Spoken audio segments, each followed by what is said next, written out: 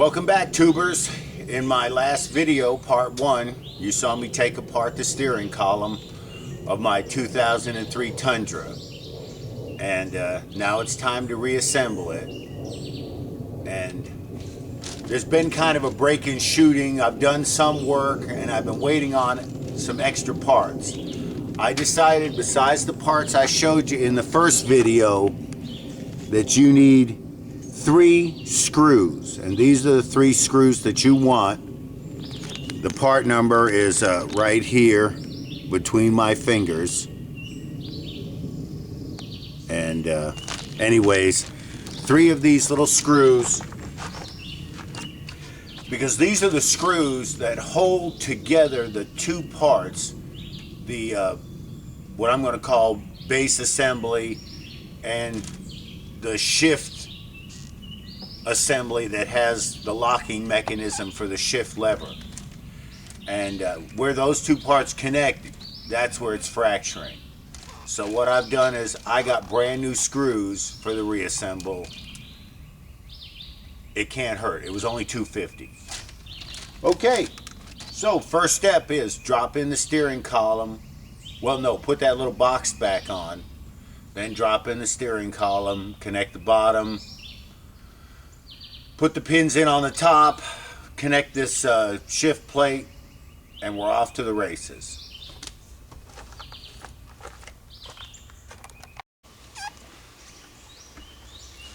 Welcome back, tubers. Well, this is part 2, and we're going to put the Tundra steering column back together.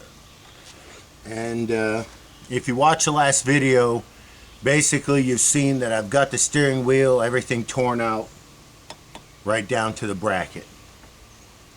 Well, one of the pieces that was broken was this little boot. And I've got the old one right here. You can see the corner was snapped off. And I pointed out on the new one that these 3 spots that get screws were not threaded.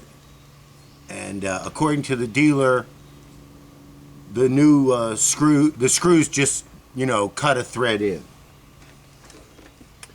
Well, the weakness of this whole setup is that where these 2 parts marry together, they keep fracturing. The corner of this breaks off, and then this loop piece here snaps somewhere. So what I've done is I've ordered new screws because I think that's critical. And I've taken an old screw. Well, just dropped a bit somewhere. I have to find that. I've taken the old screw and I've just kind of pre-started it into the aluminum and threaded it in straight and carefully about halfway to make some threads.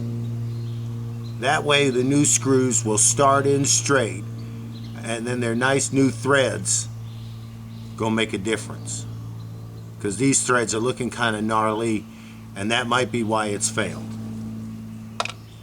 Okay, so step number 1 is I'm going to install this piece on the top of the column here, and once that's in place, I'll be able to drop the steering column back inside.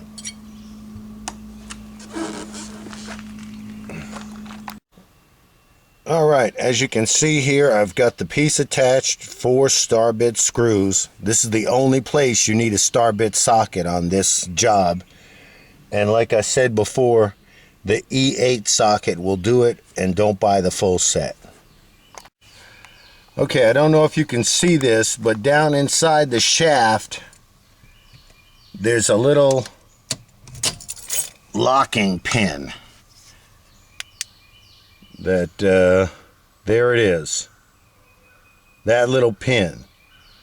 And when you put the key in and turn it to the on position, the little pin retracts inside and gives you a clear, smooth shaft. Now we're also going to be dropping the steering column right down in here and I'll attach it at the bottom. I've got the bottom and the top end marked, so when you're putting these things back in and slipping them in their final position, check your marks. Okay, I've slipped the steering column back into place, and I've put it back together on the marks, and at the bottom I've just semi-tightened it. But I know those two marks are going to line up on the steering column shaft. Now what I'm doing next at the same time is I'm trying to put in this spring as I'm slipping this whole piece into the box. And I found that if you put the shaft in, connect the bottom, then you can kind of wiggle this up and lift this little lever here. You know, lift your tilt control, and that'll lift those two little notch pieces on the bottom. And you can tip it up, put the spring in, and then jam everything back down. And I've got it in far enough where these holes basically line up. Now, what I'm doing over here is, you remember I popped the pins out by putting a screw in them and then using the pry bar to pull them out. Well, I've got to get the screw out now, and it just won't turn out with a regular old Allen wrench. So I've wrapped it in a cloth, grab it with a pair of pliers, and now I can put an Allen wrench to this setup and get the screw out so it'll look like this, and then I'm just going to tap them in place. Alright, I've got this piece here, the new shift mechanism bolted on, and it was just 3 screws, and what I had to do was put the shift lever in and manipulate it up and down so I could get to the screw holes on the top and the screw hole hidden down here on the bottom. Now my next step is just going to be pop this on the end of that here. It's just, I guess it just snaps on. So that's the next step. And I'm not sure if I'm going to put the boot on now or later. I've got to kind of take a second and figure out what order of things need to be reassembled.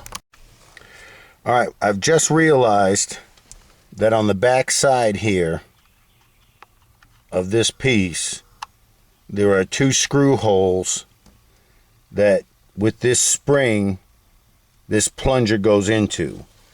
And to make it easier on you, that's what it looks like on the back side of the piece.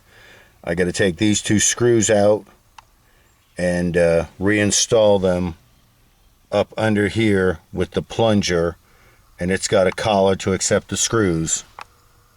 Put that all back together. Alright, well, the next piece we're putting on is this cover piece, and I believe it just slips over like that. 3 screws, 2 on the top, 1 bottom center. That went on very simple. My next step, I guess, is to plug in all these different electrical connections, and I'll just have to sort them out by color and shape. One thing I want to make sure that I mention is the steering wheel puller came from Advanced Auto on their tool loaner program. I've used the program before. Good deal. If you need specialty tools, check there first before you buy it. What you're looking at is I've just popped the steering wheel back in place, put the alignment marks, and then tighten the nut on. Now the alignment marks on the nut don't match, but the original alignment mark with the bolt and the steering wheel, that's what you align up with. Okay, when you're threading this wire, this is the overdrive wire that plugs in down underneath. I decided, instead of threading it in front of this shift piece where it can rub, I went to the back side of the shift lever, and then it's going down around and it'll plug in right here. What we're looking at here is the 2 little screws that hold the airbag in place. I forgot to show it, but basically you just plug the back of the airbag in, attach those screws, and it just clips back on. It's no big deal. And I'm now in the process, as you can see on this side, of putting in the little protection plates. And I've got a little protection plate here that goes over here, and hopefully I'm done.